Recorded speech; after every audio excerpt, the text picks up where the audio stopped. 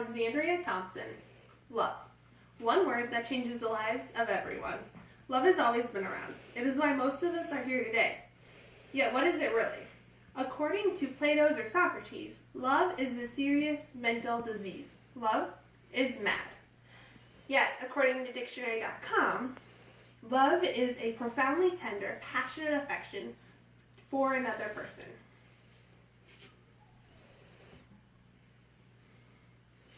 Yet, love has gone through changes and continues to. Most recently, love has changed because of the media. Media is ruining our relationships and we need to find a way to stop it. To begin to understand where we went wrong, let's look at relationships in the earlier days. Let's look at the Roaring Twenties. An article written by Ariana Anthony discusses what love was like in the 1920s.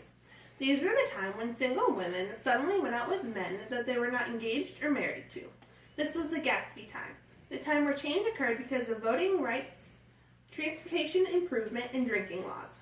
In 1919, drinking became prohibited, which made it fun for young couples to sneak off to speakeasies and drink from concealed black flasks, which fueled their nights. Women's rights paved the way for their independence. Women began to realize that there was more to life than simply getting married and having babies. They could pursue their own dreams, and this led to a new culture of freedom. Freedom, which also came with the car. As Ford created the assembly line, couples were given a new kind of freedom. They no longer needed chaperones. Plus, they had the privacy in a car they didn't before. Since young people were no longer being chaperoned, their dates stopped being for their parents' wants and more towards theirs. In the 1920s, courtship changed. Single women decided to play the field and not rush into marriage. Although in the end, most women still got married and settled down, marriage was changed. It became a partnership of the equals. It also made those in unhappy relationships get divorces. The divorce rate spiked. As 1920s came to an end, war followed shortly. When the war ended, we had a large baby boom, which created a new generation in the 1960s. Although the decade was full of bountiful hairstyles and knee-length dresses, it soon became a decade full of miniskirts, go-go boots, and hot pants. This was a day where men were more than expected to open the door for a woman and pay for anything and everything on a date. Yet also, in return, expected to get to hold the woman's hand and put his arm around her. Women were told not to kiss on the first date and also not to appear more intelligent than their date. And although their parents were not a large part of their dating experience, they were still supposed to meet the male or female you were going out with. Dating before the internet and social media became popular was easy. Before we dig into why, let's look at dating today. An article written by Christopher Hutspeth was a collection of 18 ugly truths about our dating ways. Somebody says I see daily as I walk around campus. He starts by talking about the mind games we play with each other.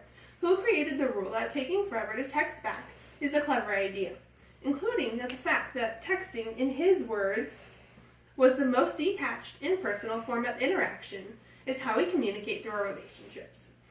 Yet, why do we need to text when we have social media? You can browse the pages and receive a lot of information on a person without even sending a message.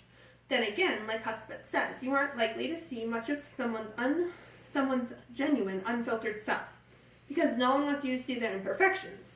In my opinion, Hutspeth had just the beginning. Looking at another article written by Melissa Moeller, she continues our talk about relationships nowadays. She believes that the world we live in has caused us to feel afraid of feeling anything genuine.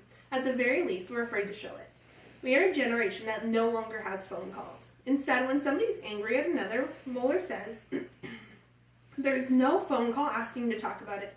Instead, you get a passive-aggressive response to a text message or a suspiciously relevant subtweet calling you out in 140 characters or less. Since calling is now seen as obsolete in the modern day, Moeller says we're forced to anxiously wait for a response that might not ever come. We now have to calculate our every move, not wanting to look thoughtful. It tends to be a big waste of energy for all involved. Although we may believe that hanging out with someone should be as simple as that, yet it is not. As Moeller put it, in the dating culture in which we are enslaved, it has been more convoluted than that. Talking too much makes us look needy. Being free makes us look clingy. And then after your crush takes 3 hours to reply, you feel like you have to wait so you don't look so eager. Why do we play these mind games? Mueller has a very strong quote saying, "I am so tired in living in a world where apathy is more effective in getting someone's attention than honesty. I am tired of the manipulative games that men and women play with one another in an effort to maintain control in a relationship that we're not allowed to define." She believes that there is more to dating than we allow now. Her idea involves everyone respecting each other and telling the truth. We all need to grow up and stop believing unanswered texts and cryptic social media messages. Lastly, Mueller leaves us with everyone is human, and we're all just trying to understand one another in this messy dating world. So stop treating a relationship of any kind like it's a challenge to complete. Be honest with other people about how you feel so you don't get lost in playing the game, that you forget to extend that same courtesy to yourself. Melissa Mueller became an inspiration for this speech. Everything she was saying, I could see in the world around me. It was more than just the way we treat each other. Let's dig a little deeper to see how social media affects our relationships. Social media has allowed a third person into our relationships. We have allowed every friend, person, and follower to take part in our relationships. Jenna Snyder wrote an article addressing just that. She said the following about social media. It puts pressure on our relationships to be perfect, increases unfaithfulness, and increases jealousy. We all may feel that sense of failure that comes with a relationship that is not picture perfect. She talks about how social media allows for jealousy, unfaithfulness, and lack of privacy. We often see our significant other like another person's picture, and they may lash out or be upset. Why would your significant other like someone else's selfie?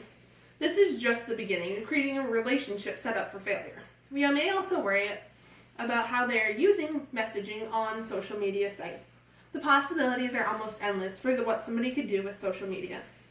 The last item Snyder talks about is the fact that couples share their problems and concerns on social media. This invites everyone to become a part of their relationship. It only complicates relationships and puts pressures on us from the outside. We need to keep part of our lives private for allowed good things to come. Love is a crazy thing that has the power to hurt you and also bring you back up. Like they said, love is mad. Love has come a long way since the 1920s. As we continue to make history, we need to stand up and change it. We need to start seeing more than the media because it is ruining us. Media affects everything, including love. So next time you're on a date, put down your cell phone and talk. Twitter can wait. Next time you get into an argument, ask yourself if Facebook really needs to know. Next time you're texting, hit the call button. We can no longer be lazy if we want this crazy love thing to work. We need to be respectful and stop playing mind games. I'm ready to change. Are you?